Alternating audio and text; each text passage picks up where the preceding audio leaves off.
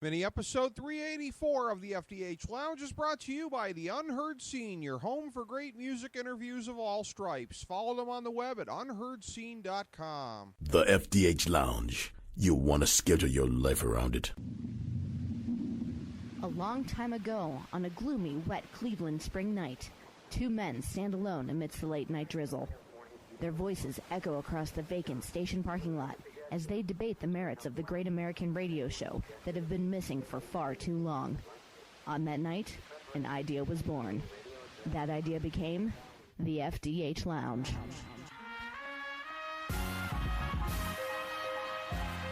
Welcome to the FDH Lounge. Okay, everybody, welcome to mini episode number 384 of the FDH Lounge. Rick Morris and Mike Ptak, your FDH Lounge dignitaries and residents. Mike Ptak, our FDH Lounge Motorsports editor, coming at us for our ultimate awesome annual fantasy NASCAR mock draft. Mike, good to do it again with you, my friend. How are you today? Just so looking forward to this. Daytona's right around the corner. You know, it's 5 below outside, but Daytona means NASCAR. It does. It does. We are almost there.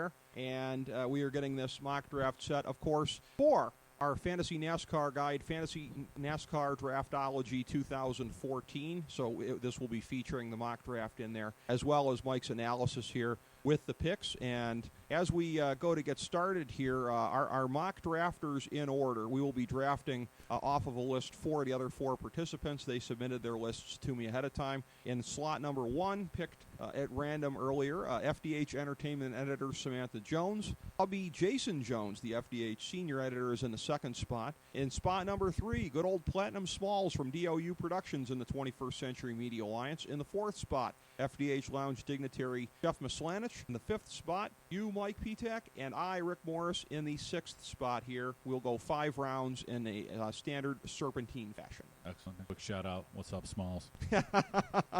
Always good to send a shout out to Smalls or anybody else while we're doing this here. He'll be marking out for that and probably talking about it on Facebook for the mention. Jason, Samantha, what up? Long time. Yeah.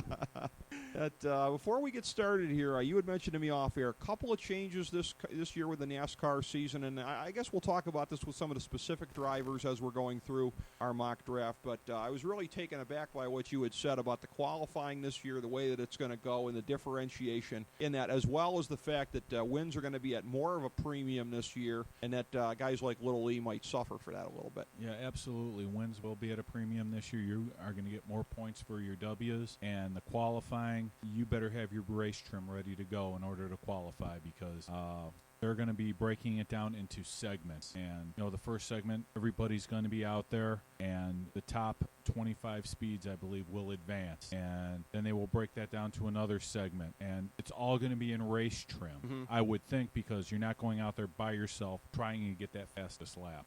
Well, and that's going to make all the difference in the world, ultimately, because from what you'd explained to me about the difference between being able to tweak up the old car after you get done with qualifying and now basically having to take it out there more or less as is afterwards, that's going to be a real culture shock to a lot of those guys. It really is. And, you know, the smart teams, the big teams, they're gonna strive in this. They have all the notes from last year. Not too many of the tracks have changed. And, you know, it'll be really interesting to see how this works out. Will be. It's going to be a real step in another direction here, as well as the whole deal with, again, the qualifying aside, you've got to deal with the point standings this year, taking 16 drivers now into the chase, so really kind of taking a lot of the regular season drama out of it. All the top drivers are the ones that are going to be a no-brainer first and second round picks in our draft. They're going to be there unless they happen to get injured, like Denny Hamlin last year or Tony Stewart, as he ran into some problems, but still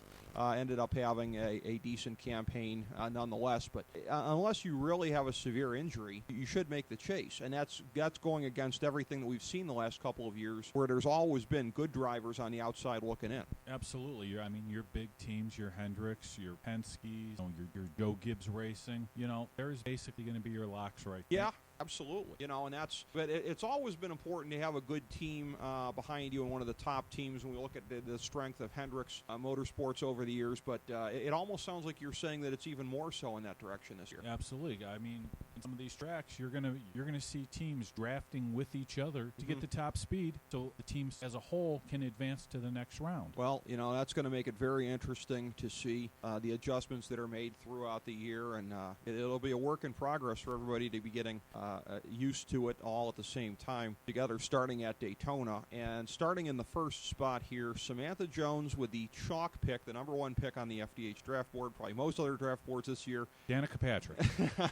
Not quite. Jimmy Johnson returning to the top spot last year after being in 3rd place in 2012, 6th place in 2011. The one thing that kind of jumps out at me a little bit here when you look at how he did on the tracks, because this is part of what we have on our draft board at FDH, and it also forms our UQB when you look at the track breakdowns here. On the intermediates, he was 3rd in average finish last year. He was 2nd on restrictor plates, 2nd on super speedways, 5th on road tracks, tied for 20th on the short track. And you don't have that many short tracks, but a little bit of a flaw in his game coming off of last year. A little flaw, but if you can make up for it on the super speedways, the 2 miles, the 1.5-mile tracks where most of the races are take place, you can have a hiccup like that. Absolutely, and he was being 3rd on the intermediates was huge. You will see a huge kind of correlation there between how drivers do on the intermediates and where they are in the standings overall, as that is 24 out of 36 races, exactly 2/3. So if you're only going to nail one of these things really strong, you want it to be the intermediate tracks. But most of these drivers, especially at the top here, are strong in a bunch of different areas. Up second, Jason ended up going chalk on this one here. Matt Kenseth finishing 2nd last year, the runner-up in the standings, 7th the year before, 4th in 2011. A very steady driver, and again, 2nd on the intermediates last year. He's strongest where he needs to be strongest. Absolutely, and a strong 2nd place showing for Kenseth with this first year with Joe Gibbs Racing in a completely new team. So maybe he can push Jimmy Johnson just a little bit. Good point, and he was, again, 3rd on the UQB last year. Jimmy Johnson was the leader with 165 points. Kenseth was in 3rd at 149. And up next here, in somebody who was tied for 5th in UQB last year, Kyle Busch goes to good old Platinum Smalls. Smalls definitely likes his iconoclasts there, and Kyle Busch, a talented but very volatile racer, 4th last year in the standings, coming off of 2 disappointing years the year before, 13th when he was on the outside looking in with the chase, and then 12th in 2011. Very strong in most of the track types last year. Again, not so much on the super speedways where he wasn't in the top 20 in average finish, but 4th on the intermediates. Kyle Busch, everyone keeps waiting to see, is this going to be his year? Because he has every bit as much talent as perhaps Jimmy Johnson, some would say. Oh, absolutely, Kyle Busch. If he can keep his head on straight, he's a big time racer, and he can be very consistent. Last year Toyota really had some engine problems last year, and I think that's where Kenseth really fell off. Is they had some engine problems, and if they can straighten that out, Kyle Busch and Matt Kenseth can really make a push, and Toyota can really have a strong program this year. Absolutely. Toyota definitely a force to be reckoned with here. In the 4th spot, first time we go away from the FDH chalk, as Jeff Mislanich, FDH Lounge dignitary, and Ma Bestie, going with a guy who is in the 6th spot on our draft board, Brad Keselowski, the champion in 2012, that being sandwiched with a 5th place finish in 2011 and a 14th place finish last year. Again, excellent driver on the outside looking in with the chase. Having said that, him with his 14th place finish last year, Kyle Busch with his 13th place finish in 2012 would make the chase under the new system. If you wonder why I said it might take away some regular season drama, that would be why. These, who knows what would have happened. Keselowski would have gone into the chase with a chance to defend his championship. It's definitely a high upside pick, as it would be for any recent NASCAR Series champion. What do you think about Keselowski going in the 4th spot ahead of Harvick and Boyer, who were higher on our draft board? Interesting pick.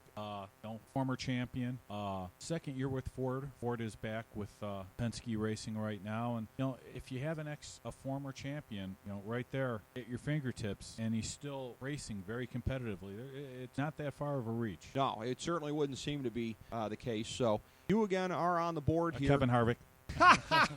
I didn't even have to set it up for you. I love it. Okay.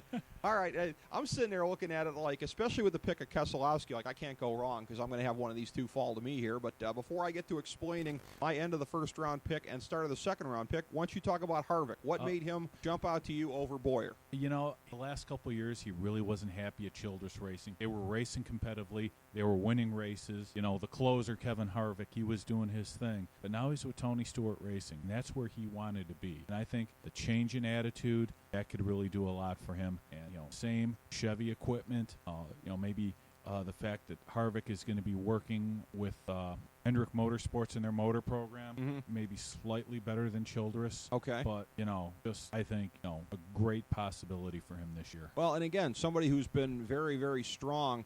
He's been in the top 8 all of the last 3 years. A 12th place, or I'm sorry, an 8th place finish in 2012, sandwiched by third place picks finishes on either side in 2013 and 2011, and first on the intermediate tracks on average finish. 9th on the short tracks, tied for 8th on the road courses, not in the top 20 finishes on restrictor plates and super speedways. Interesting. But first on the intermediates, 2/3 of the tracks right there. Yeah. First on average finish last year. You got to like that, Mike. Yeah, absolutely. And that paced him to a strong finish in our UQB, tied for 5th at 145 points on our draft board.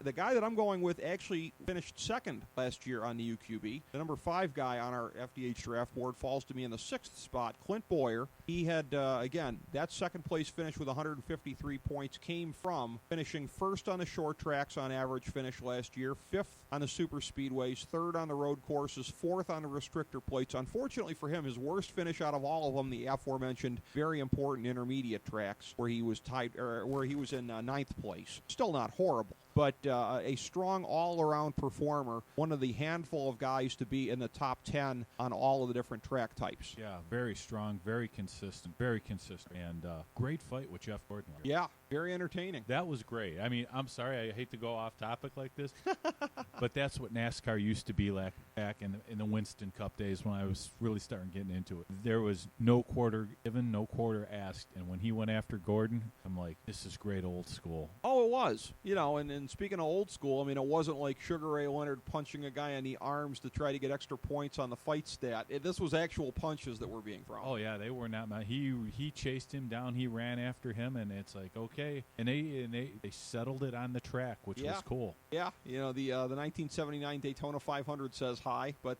yeah, that was some real old school there. I loved it. Oh, yeah. It brought back memories to a lot of people, I'm sure. So the first round, Jimmy Johnson, Matt Kenseth, Kyle Busch, Brad Keselowski, Kevin Harvick, and Clint Boyer the selections. No real surprises at all there. To start the second round in the Serpentine draft here, I'm still on the board, and I will take Lil Lee in that spot.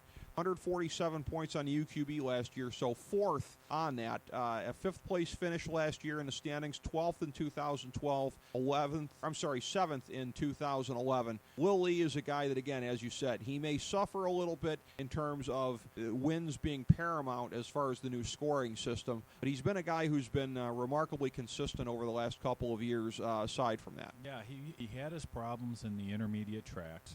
He really seemed to do well at Michigan last couple of years.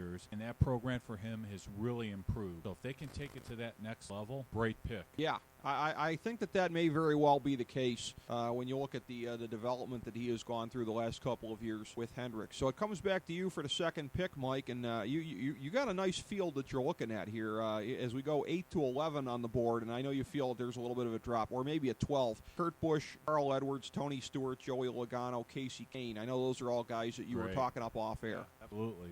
Kurt Busch moving over to, I'm going to stay with Team Stewart Haas. Wow, okay. And another former champion. Yes. Kurt Busch. He's a champion and Kyle is not, which is still kind of mind-boggling when you look at what they've done over most of the last decade here. Only 72 points on the UQB last year. He did not have great average track finishes in anything but road courses. He was 4th on the road courses, but he was 12th on the intermediates. I mean, he was respectable on that. He was racing for a single-car team, trying to, you know, the question with Kurt is, where's his head at? What's he going to do? What's he going to say? can he control his temper? Right. And that's why, none of the big teams went after him last year, and he was looking for any ride he can get. He was working for a single-car team that was based out of Denver, Colorado. Right. And he did very respectable with that. Now, you give him an upgrade in equipment, Yeah.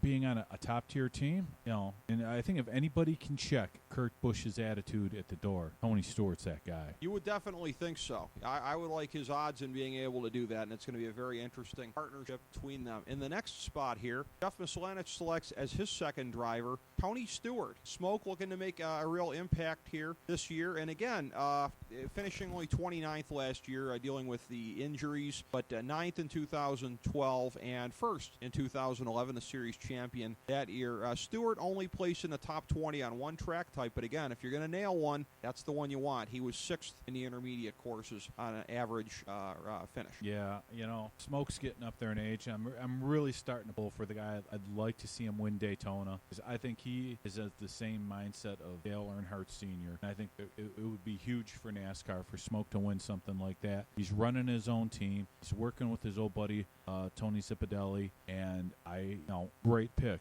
I look for big things out of Tony Stewart this year, as long as he's 100%. Okay, and yeah, everything is pretty much contingent on that as far as us liking the pick, I'm sure. The next one, this is kind of predictable. Good old Platinum Smalls, almost back to the guy's rookie year, has always been a huge mark for this guy. Casey Kane goes off the board in this spot.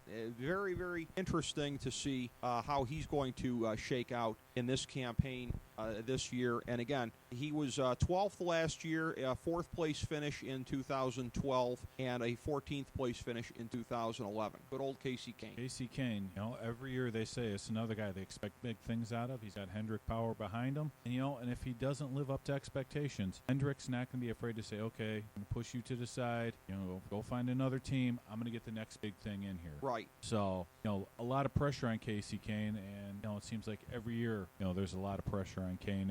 And, again, I hate to sound redundant. You got the Hendrick Power, you got the Hendrick money behind you. There's no reason why he shouldn't, win a couple of races. Absolutely. Time to make some things happen. In the next spot here, a guy who hasn't made as many things happen over the last couple of years, but Jason going for a good potential buy low pick. I don't know that a year or two ago we necessarily would have envisioned this guy being available in this spot. Carl Edwards is the selection. He last year finished in 13th place, but was 7th on the UQB, so a little bit of a gap there. 15th place finish the year before 2012, a 2nd place finish in 2011, coming off a string of a couple of pretty good years, peaking in 2011 there. Again, on the different track types, doing fairly well, placing in the top 20, average finish on all track types, peaking with 2nd on the road courses and 7th on the intermediate tracks. Carl Edwards, a very interesting pick in this spot. Yeah, I remember when the rumors were going around with Matt Kenseth when he was with the Roush Fenway team, and it was like, okay, who's going to be the face of Ford Motor Company? Mm-hmm. Is it going to be Carl Edwards? Is it going to be Matt Kenseth? You see what happened. Matt Kenseth is, right now,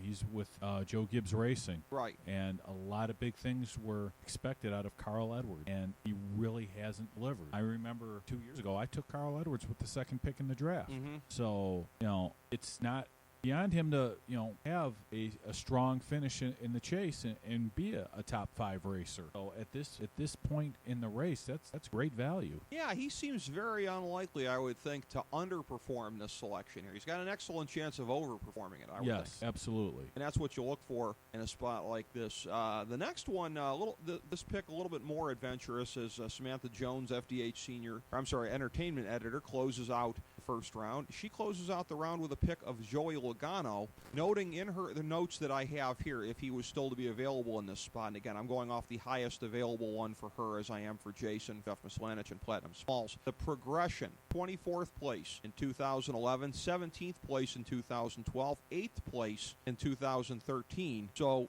you keep gaining by 7 spots or so, moving forward, 7, 8, or 9 spots. Where's that put you this year? Oh, yeah, you're right up there. Mm-hmm. And to be honest with you, Logano could not have lived up to expectations when he first came in. They rushed him into the spot. Yeah. And there was no way he could have lived up to expectations unless he won every race. Yeah. So, he's with a 2nd year with Penske.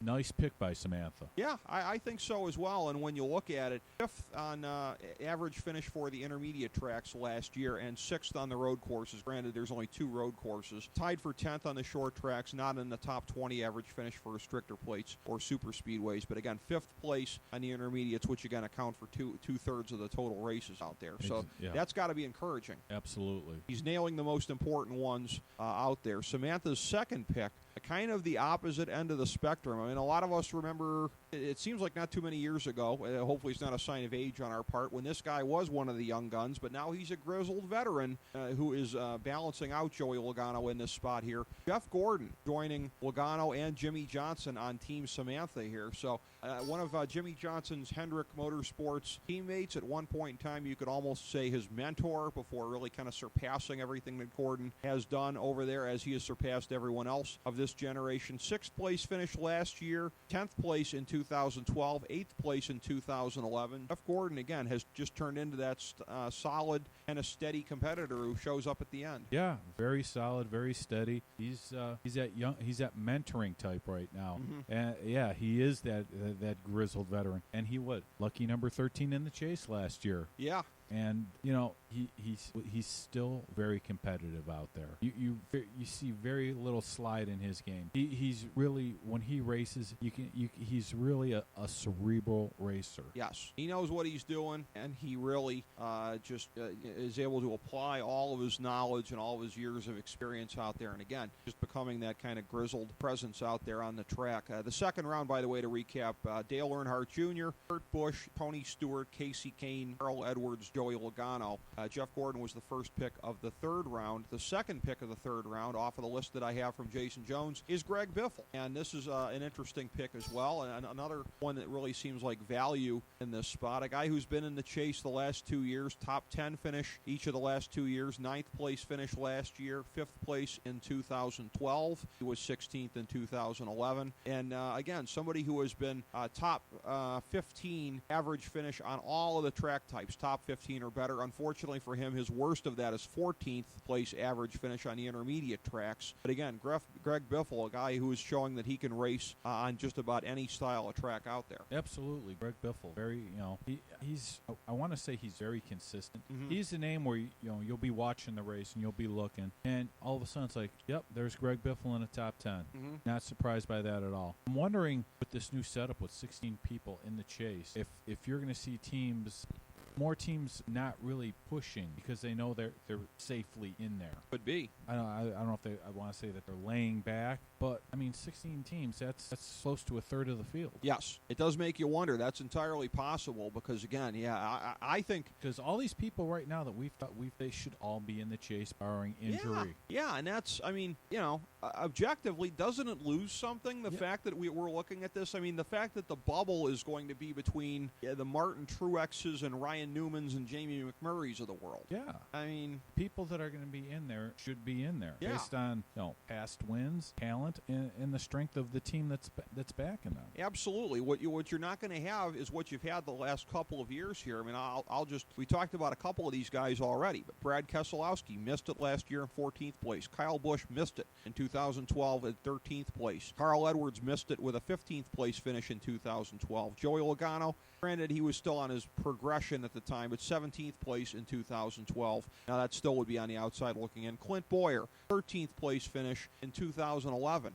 Casey Kane, a 14th place finish in 2012. So you're not having the whole thing of, you could have one or two really good drivers who's on the outside looking in. Yeah. You won't have that anymore unless, like I said, the thing is, if any of them get hurt, then that may very well be the case. But unless there's a surprise, but you should still be in the top 15. Yeah, who's going to tank badly enough to miss it if they're not hurt? Out of the top drivers we've been talking about here, there should be nobody. Exactly. So they've come full circle. I think they set up the chase to increase the amount of, and now obviously they wanted to have a quote-unquote postseason that really meant something, but a regular season that was not just a joyless slog to the end like the year that Matt Kenseth won it in 2003, and really kind of changed sports history, because you look at other circuits that have gotten into this as well. NHRA, the PGA, a lot of these other ones have imitated what NASCAR has done since, and it was all because supposedly, Matt Kenseth with his joyless, boring slog to the title. But it seems like they're doing really kind of the same thing as far as draining some of the meaning out of the first 26 races by making it that easy for all the top drivers to get in. Yeah, and I think there's only been maybe one driver, non-chase driver, that has won a race. Yeah. And now you might as well just, to me, you're gonna throw that really out the window. And I think it was Kyle Busch won one last year or the year before when he was out of the chase. Yeah. So, I mean, next year, what's it going to be, 20? Well, half the field's going to make the chase. Yeah, they've really gone against what they were trying to do initially. They really have kind of, in only 10 years, they've come full circle with this thing. The next pick here, Blandon Smalls, he has rolled the dice consistently on every pick that he's had here. He follows up Kyle Busch, who obviously does have the upside for a championship. Casey Kane, who he is clearly pegging for a top 5 finish this year. His third-round pick, another upside one, last year's Rookie of the Year. You knew that the title was going to be going to that household. You and I had pegged ahead of time correctly which member of that household was going to take it home. Ricky Stenhouse Jr. Similar to, yes, Stanek. I haven't heard that before. That's pretty good. You haven't heard the Stanek? No, but that is pretty awesome. I'm sure everyone else out there is going, Rick, it's been around for a year. This is the first I'm hearing of it. I love it. A 19th place finish in the standings last year, and again, not in the top 20 on the intermediate tracks. His best placement was 4th on the super speedways for average finish. Again, a very gifted driver. You look at the guys who come in with the pedigree like we've seen in recent years. Casey Kane, Joey Logano, Martin Truex Jr., Ricky Stenhouse Jr. certainly belongs among those names as far as people that are getting pegged as a potential future champion down the road. Probably won't be this year, but hey, under this system, Ricky Stenhouse Jr. could well be in the chase. Absolutely, and they brought his crew chief from the Nationwide Series up to work with him and be his crew chief this year. Okay. He won a couple of championships with this gentleman in the Nationwide Series. So working with him, maybe he gets a little more confidence, and he can sneak his way into the chase. Absolutely. Familiarity is definitely very huge. Next up here, Jeff Mislanich selects Denny Hamlin as his next driver. And we talked about, again, that the top drivers, if they don't have injuries befall them, are going to be an excellent spot to make the chase this year. Denny Hamlin, again, one of those cautionary tales, 23rd last year, but again, the year before that, 6th place, and in 2011 tied for 9th place in the standings. Hamlin is a guy that, again, all things being equal, is just going to grind to an excellent performance year after year. So if he's healthy, this should be a good pick for Jeff, I would think. Yeah, Hamlin is a grinder for sure. But when you're on a team with Kyle Busch and Matt Kenseth, yeah, I mean, I get that everybody's going to share information, but I think most, as you can tell by where they were drafted, they're head and shoulders above Hamlin. And, all equipment is supposed to be the same and whatnot. And I get that, a couple years ago, Denny Hamlin was the top 2, top 3 pick, and he seems to have regressed a little bit. Yeah. So hopefully he can bounce back and, make this a very valuable pick. And again, people we're picking have a very good chance of being in the chase. Yes, they do, because at this point in time, we are only up to the 17th pick in the draft, and again, the top 16 are going to make the chase here. So all of these next couple of guys, I think we can safely slot, at the very least, your next 2 picks and my next 2 picks at the end of this round, the beginning of the next round, should at least be chase bubble picks here for you. You're sitting on a pretty nice spot between Truex Jr. at 16 on our board, Newman at 17, 19, 20, 21, McMurray, Menard, Vickers, Austin Dillon if you really wanted to roll the dice. So you got a lot of guys you can pick from that are very intriguing right here. Yeah, very, very intriguing, and I think I will go with Martin Truex Jr. Yeah, I figured you probably would. Yeah. Wouldn't have minded him dropping to me, but, highest on our board left here at this point, and probably for good reason. 11 11th place last year, and 11th place in 2012, 16th place last year, 18th place the year before. A very, very solid performer, a guy who just seems to be getting better all the time. Yeah, he's really starting to live up to his potential. He came up as a hot shot, and he had a lot of things hung on him that he's going to be that next big guy. Right now, I see him as a good middle-of-the-road racer.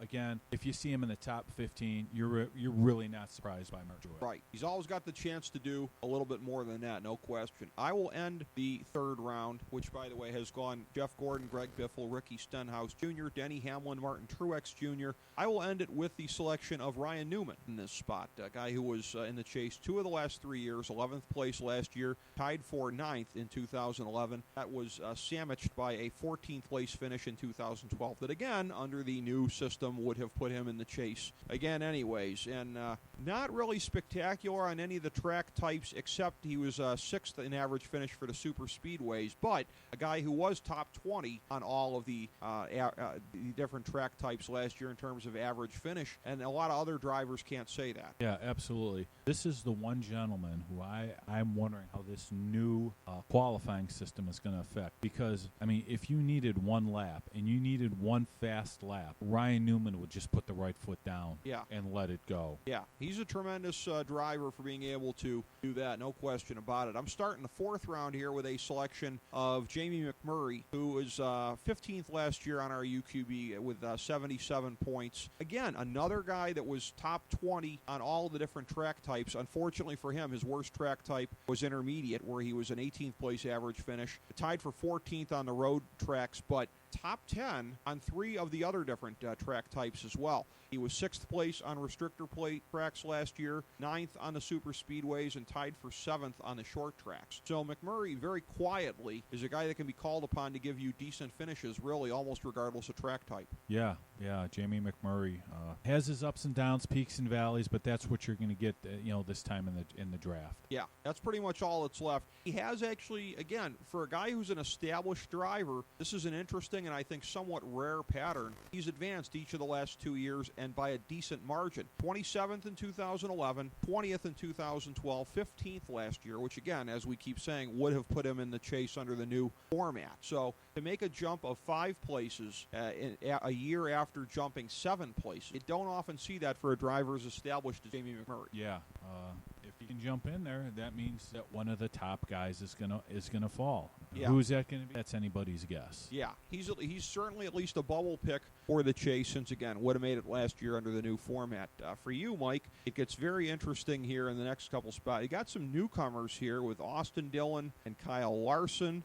You got the established boys of Paul Menard, Brian Vickers, who is another one of these guys who is coming off a year that he'd like to forget. Eric Almirola in there, Marcus Ambrose, A.J. Allmendinger. Probably too early for Danica yet, even though Stanica, as you said, has gone off the board. So out of all of this stew of names, who are you liking? This is gonna.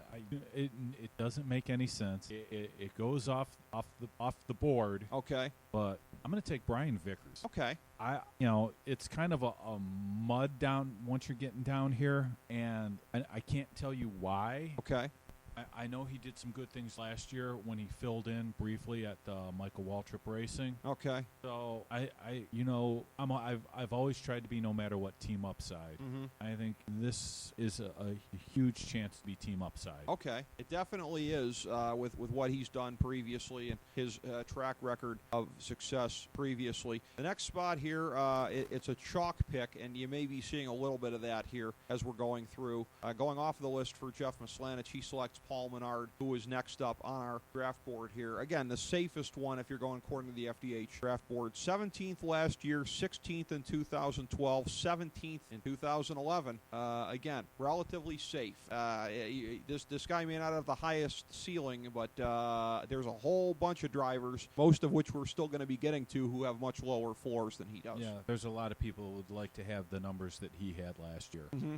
and kind of enviable in that regard as far as what he was able to put up, and finished 6th average finish on the short tracks and 13th average finish on the road courses. That was kind of his highlight. For Platinum Smalls, he's taking it in a very interesting direction here. He is skipping over the two newcomers to go with Eric Almirola in the next spot. So apparently there's only so much gambling that he is going to do, largely because, again, newcomers are unlikely to really be chase threats in this regard. But Almirola, 18th last year, so he would have been right on the bubble under the new system. 21st the year before. A guy who, again, 17th place finish average on the intermediate tracks, 17th on the restrictor plates, 19th on the road courses, not in the top 20 for short track or for road courses. So Almirola, a decent pick. We are kind of, no offense to him, sort of getting to the it is what it is part. Yeah, exactly. It is what it is. And, Eric Almirola is Eric Almirola.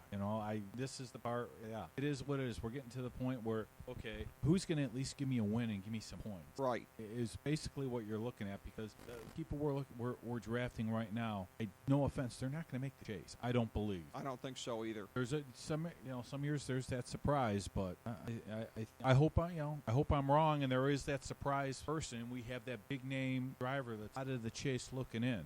That'll make for some good racing, but at this point, it's very difficult to project any of these racers as chase participants. Yeah, it is kind of hard to figure on that. Marcus Ambrose, the selection for FDH senior editor Jason Jones. Again, consistency, if nothing else, the last 3 years. 22nd place finish in the standings last year, 18th place in 2012, 19th place in 2011. So within 4 spots on the high end or the low end in each of the last 3 years, but right around 20. Yeah, he's really shown improvement, and his strong point is obviously in the road courses. So that's where you may make hay, and you may get a W out of them. Absolutely. Which is in fantasy, that's what you're looking for. Absolutely, and that's where our draft board comes in handy. I'm glad you mentioned that, because, again, you can look at it and see average track type finish. Tied for 16th on the road courses last year. Really? That surprises Not me. in the top 20, though, on any of the other ones. So you are right that if you're going to play him anywhere, it would be on either of the 2 road courses, because even if you thought he would have come in a little bit higher than tied for 16th, he still wasn't top 20 on anything else, Mike. Right. So, yeah, you pegged it. That's the best place to start him. And very interesting that we're at a point here, and I'm actually, spoiler alert, I actually have the rest of the next couple of these ones slotted off of the lists here, and there is a little bit more of an aversion to some of the newcomers here than I would have thought. People fleeing to safety, I guess, as they say on Wall Street at this point. The next pick up here to end the 4th round, which started with Jamie McMurray, and from there went to Brian Vickers, Paul Menard, Eric Almirola, Marcus Ambrose. Samantha Jones ends it with A.J. Allmendinger in this spot, the refugee from the open wheel circuit coming in here, and a guy who has really kind of plateaued in terms of his improvement over the years, but 7th on road courses last year and tied for 10th on the short tracks a year ago. But Allmendinger, the last 2 years, 35th place finish, 32nd place finish, 15th place is where he really kind of peaked in 2011. Yeah, AJ is dealing with off the track issues, which Penske took him completely out of the picture, and he was fighting to make his way back. Started off in the Nationwide Series, had a few races in the big leagues there in the Sprint Cup. So hopefully he's got his house in order, and again, here's this 7th place on the road course. Yeah, there's a place where you're going to want to definitely slot him. Absolutely, he is somebody that is very strong, being used situationally there. Samantha Jones starts our 5th and final round with another open wheel driver making his way over to NASCAR several years back. Casey Mears is in the spot here, and again, consistent if nothing else the last couple of years, and someone who has gained incrementally. 24th place finish last year after being 29th in 2012 and 31st place in 2011. Unsurprisingly, the road courses last year. The only place where he was in the top 20 was the road track. The 2 races there where he was 11th place average finish. So Mears almost kind of a specialist at this point. Yeah, too bad you hear the name Mears and you just think open wheels, and you're thinking the Marlboro machine. Yeah, it was some huge shoes for him to fill in. Exactly. He just wasn't able to. But as the older he gets, like you says, he's made some jumps because a lot of people gave up on him 2-3 years ago. Yeah, he's continued to progress there, and it's a shame he hasn't done more. Because I've always said, I mean, as the good old xenophobic American that I am, I relished seeing his uncle beat up on all the foreigners back in the Indy races back in the '80s here. And, so I always had a soft spot for the guy, but realistically, like Allmendinger, he has failed to progress at this level in NASCAR. And as so many have pointed out, in fairness, it really kind of is apples and oranges with the heaviness of the cars relative to the extreme lightness in many cases of the open wheel cars. Yeah. So it's two different things altogether. As our next pick here, Jason Jones' selection of Danica Patrick found out last year out there. Really? Jason, I was hoping she'd slide down to me. There's a disturbing mental image, but thank you. Danica last year, a 27th place finish. No points actually on our UQB because she was not in the top 20 on any of the track types last year. But again, 27th place finish, I mean, you look at it, and as far as what we expected for her last year, I mean, I think she was who Dennis Green thought she was. Yeah, exactly. And, Richard Petty, as he said, the only way she wins a race is if everybody else goes home. She did have some strong showings on the restrictor plate tracks last year. So, whether it was engine troubles or accidents or whatever it was, she at least did show some progress and was strong on one form of the tracks. Why she didn't finish strong, because of wrecks or whatever it may be. There's nothing wrong with that. But she's shown she can hang at least on the restrictor plate track. So maybe that's where she can pick up some points for Jason this year. Very, very possibly. You look at the next two picks here. Might as well take them together as a package here, going off of their lists. Smalls with a selection of Austin Dillon with his final selection, and Jeff Mislanich going for Kyle Larson. So the two newcomers here, jockeying for Rookie of the Year, drop down to the 5th round. And again, according to our draft board and the experts draft board, which is pretty close to that would tell you some real upside for these guys, potentially relative to the Eric Almirolas and Marcus Ambroses of the world. Yeah, very true. And Austin Dillon's taken a huge leap, and he's putting the number 3 on the side of his car, and that is sacrilege to a lot of people. Yes. And, I understand he's used that number coming all the way up, and I don't know if I can picture that number on another car, but, that aside, he's a former champion. He's won at every level that he's raced at. Right. He did have a couple races under his belt. He raced for Tony Stewart last year, so I think that puts him a little bit ahead of Kyle Larson just based on experience. Mm-hmm. So, best of luck to the young man. Yeah, they're both going to be out there jockeying for that Rookie of the Year title, and as opposed to last year where it was being jockeyed for in one household, but where we all knew going in who was the better driver going into last year, at least at this stage of their careers, and in all likelihood, all through their careers, who the better driver is. But we know who wears the pants in that really. Yes, we do. Yes, we do. And, and she was just drafted. And something that tells you all you need to know about NASCAR and, in fairness, many other major sports, who's the one that makes that much more money? The one that's the marketing queen or the one that is the significantly better racer? Yes. It's all in the bottom line right there. Coming to you, Mike, for your final selection here. There are 3 picks that are left on the FDH draft board. You could also go off the board if you wanted to be a little bit adventurous here. David Reagan, Justin Allgaier, and Parker Kligerman are the 3 that are left here. If you wanted to be looking in a part-time direction here, or somebody like Juan Pablo who's still jockeying for a ride, I mean, you could kind of roll the dice a little bit. Nah, I'm not that big of a gambler if I'm not in Vegas. So okay. I think I'm going to go with David Reagan. Okay. He's doing a lot of racing in the Nationwide, and he's racing with Dale Jr.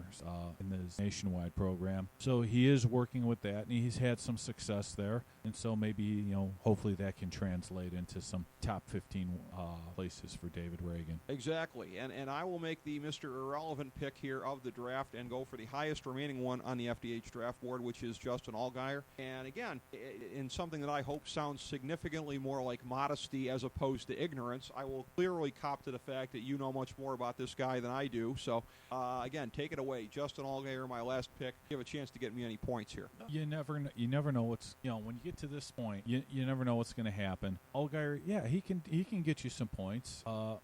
he's in the Sprint Cup for a reason. And he was, I don't want to say he was consistent, but, he's the type of guy who can, if he gave you that flash top 10 point, you'd be like, okay, yeah. But, I mean, I'm not really expecting any consistency. Okay. You would not expect that to be a regular occurrence if the guy's cracking top 10s or anything like that. And in all fairness, that really makes sense. As we run through again the last round, Mears, Patrick, Dillon, Larson, Reagan, Allgaier. Let me just run the different teams by you and just tell me anything that jumps out at you, if you're impressed, less impressed by some of these, whatever. Samantha Jones's team of Jimmy Johnson, Joey Logano, Jeff Gordon, A.J. Allmendinger, Casey Mears. Jason Jones with a team of Matt Kenseth, Carl Edwards, Greg Biffle, Marcus Ambrose, and Danica Patrick. Platinum Smalls with Kyle Busch, Casey Kane, Ricky Stenhouse Jr., Eric Almirola, and Austin Dillon. Jeff Mislanich selecting Brad Keselowski, Tony Stewart, Denny Hamlin, Paul Menard, Kyle Lawson. You, Mike Ptak, with Kevin Harvick, Kurt Busch, Martin Truex Jr., Brian Vickers, and David Reagan. And me, Rick Morris, my team of Clint Boyer, Will Lee, Ryan Newman, Jamie McMurray, and Justin Allgaier.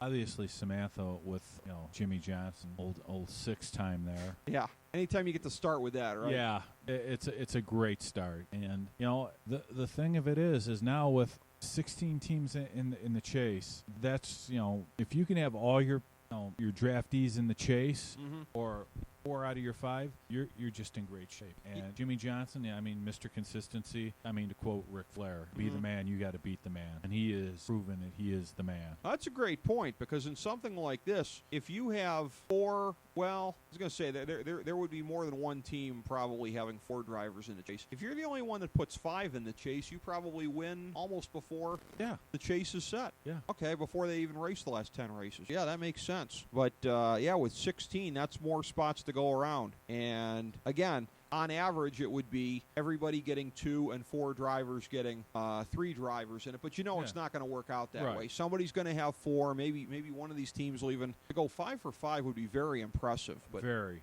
But in looking at the last round, if that were to happen, though, come to think of it, if somebody goes 5 for 5, then that means they got to hit on a chase one with Mears, Patrick, Dillon, Larson, Reagan, or Allgaier. Yeah. All of a sudden. Now you're looking at 4. If you can hit 4 out of 5. Yeah.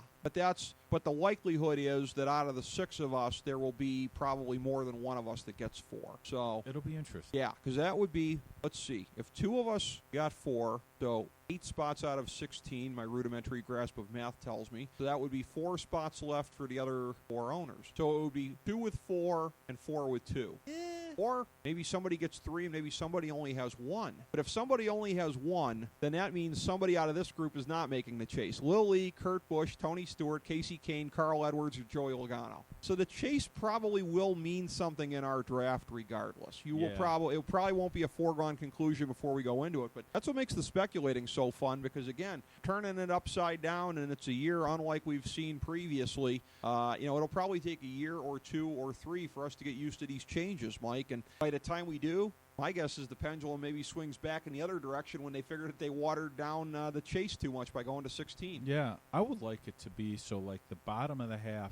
Let's say that, for example, Little Lee is 16th in the chase standings, has a 42nd place finish in a race, and Regan Smith is 17th, and he has a 5th place finish. I think it would be kind of neat if, okay, Little Lee, you have been removed from the chase. Regan Smith is now bumped up in the 16th place. He's in the chase for the championship. Yeah. And I know you can't do much from 16 to 1, but just to have people go in and out and to give you a reason to race. Right. Well, now with going to the eliminator format of where they're going to be cutting down through the course of the chase to where I believe there's only going to be 2 drivers going into Homestead at the end. They're going to have a chance to win the thing, and it's going to be whoever finishes higher. Is that how it's going to be? I believe so, yeah. Yeah. So it does take a little bit of the calculating out last year and years before, with the abacus of if Jimmy Johnson finishes 13th place, then so-and-so has to finish 3rd, or if he leads 5 laps, then he only has to finish 2nd. So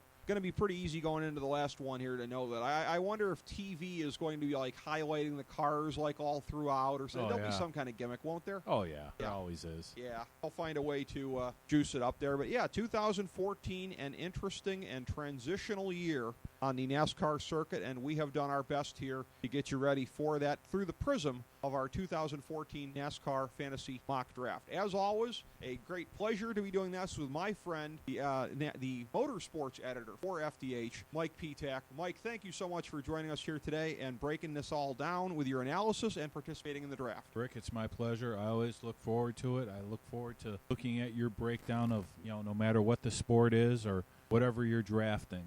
If it's possible to draft anything, Rick Morris will break it down for you. Awesome, and I certainly rely a lot on your help on the motorsports end, so thank you so much, Mike Ptak, and thank you all for joining us here today in the FDH Lounge. As we bring the show to a close, we would like to extend our deepest gratitude to NBC, CBS, ABC, Fox, all Clear Channel affiliates, TNT, TBS, USA, UPN, Deadspin.com, YouTube.com, YTMND.com, MySpace.com, various blogs, Fox News, CNN, CNBC, MSNBC, IamBoard.com, Billboard.com, Google.com, ESPN, ESPN2, ESPN News, ESPN Classic, NBA TV, NFL Network, Sports Time Ohio, Athlon Magazine, Comedy Central, Cartoon Network, The Boomerang Channel, QVC, BET, The Spice Channel, Steno Notebooks, Manwich, Papermate Office Supplies, waitresses, strippers, bartenders, garbage men, janitors, microwave popcorn, the writers of The Office, Scrubs, Entourage, My Name is Earl, Oz, Metalocalypse and the Boondocks, Aquafina, and the Periodic Table of Elements.